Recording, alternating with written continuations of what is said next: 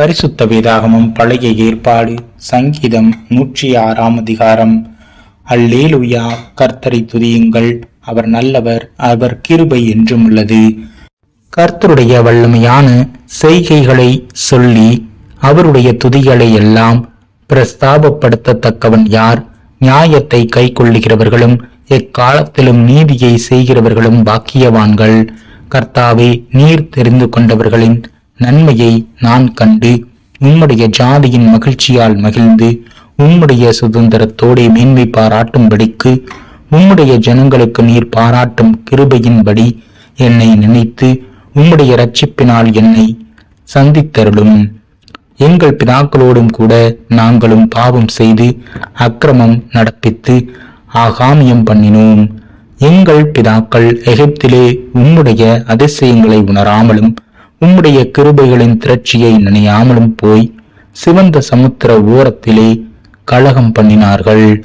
ஆனாலும் அவர் தமது வல்லமையை வெளிப்படுத்தும்படி தம்முடைய நாமத்தின் நிமித்தம் அவர்களை இரட்சித்தார். அவர் சிவந்த சமுத்திரத்தை அதட்டினார், அது வற்றி போயிற்று. வெட்டாந்தரையில் நடக்கிறது போல அவர்களை ஆழங்களில் நடந்து போக பண்ணினார். பகைஞன் கைக்கு அவர்களை விலக்கி ரட்சித்து சத்துருவின் கைக்கு அவர்களை விலக்கி மீட்டார். அவர்கள் சத்துருக்களை தண்ணீர்கள் மூடிக்கொண்டது, அவர்களில் ஒருவனும் மீந்திருக்கவில்லை. அப்பொழுது அவர்கள் அவருடைய வார்த்தைகளை விசுவாசித்து அவருடைய துதியை பாடினார்கள். ஆனாலும் சீக்கிரமாய் அவருடைய கிரியைகளை மறந்தார்கள். அவருடைய ஆலோசனைக்கு அவர்கள் காத்திராமல் வனாந்திரத்திலே இச்சையுள்ளவர்களாகி அவாந்திர வெளியிலே தேவனை பரீட்சை பார்த்தார்கள். அப்பொழுது அவர்கள் கேட்டதை அவர்களுக்கு கொடுத்தார். அவர்கள் ஆத்துமாக்களிலோ இளைப்பை அனுப்பினார். பாளையத்தில் அவர்கள் மோசேயின் மேலும் கர்த்தருடைய பரிசுத்தனாகிய ஆரோனின் மேலும் பொறாமை கொண்டார்கள். பூமி பிளந்து தாத்தானை விளங்கி ஆபிராமின் கூட்டத்தை மூடி போட்டது. அவர்கள் கூட்டத்தில் அக்கினி பற்றி எரிந்தது. அக்கினி ஜுவாலை துன்மார்க்கரை எரித்து போட்டது. அவர்கள் ஓரேப்பிலே ஒரு கன்றுக்குட்டியை உண்டாக்கி வார்ப்பிக்கப்பட்ட விக்கிரகத்தை நமஸ்கரித்தார்கள். தங்கள் மகிமையை புல்லை தின்கிற மாட்டின் சாயலாக மாற்றினார்கள். எகிப்திலே பெரிய கிரியைகளையும் காமின் தேசத்திலே அதிசயங்களையும் சிவந்த சமுத்திர தண்டையிலே பயங்கரமானவைகளையும் செய்தவராகிய தங்கள் இரட்சகரான தேவனை மறந்தார்கள். ஆகையால் அவர்களை நாசம் பண்ணுவேன் என்றார். அப்பொழுது அவரால் தெரிந்து கொள்ளப்பட்ட மோசே அவர்களை அவர் அழிக்காதபடிக்கு அவருடைய உக்கிரத்தை ஆற்றும் பொருட்டு அவருக்கு முன்பாக திறப்பின் வாயிலே நின்றான். அவருடைய வார்த்தையை விசுவாசியாமல் இச்சிக்கப்படத்தக்க தேசத்தை அசட்டை பண்ணினார்கள். கர்த்தருடைய சத்தத்திற்கு செவி கொடாமல் தங்கள் கூடாரங்களில் முறுமுறுத்தார்கள். அப்பொழுது அவர்கள் வனாந்தரத்திலே மடியவும் அவர்கள் சந்ததி ஜாதிகளுக்குள்ளே அழியவும் அவர்கள் பற்பல தேசங்களிலே சிதறடிக்கப்படவும் அவர்களுக்கு விரோதமாக தம்முடைய கையை எடுத்தார்.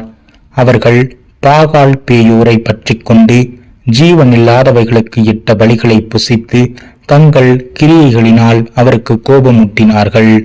ஆகையால் வாதை அவர்களுக்குள் புகுந்தது. அப்பொழுது பினகாஸ் எழுந்து நின்று நியாயம் செய்தான்.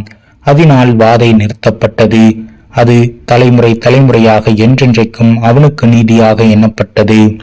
மேரிபாவின் தண்ணீர்களிடத்திலும் அவருக்கு கடும் கோபம் மூட்டினார்கள். அவர்கள் நிமித்தம் மோசேக்கும் பொல்லாப்பு வந்தது. அவர்கள் அவன் ஆவியை விசனப்படுத்தினாலே தன் உதடுகளினால் பதறி பேசினான். கர்த்தர் தங்களுக்கு சொன்னபடி அவர்கள் அந்த ஜனங்களை அழிக்கவில்லை. ஜனங்களுடனே கலந்து அவர்கள் கிரியைகளை கற்று அவர்களுடைய விக்கிரகங்களை சேவித்தார்கள். அவைகள் அவர்களுக்கு கண்ணியாயிற்று.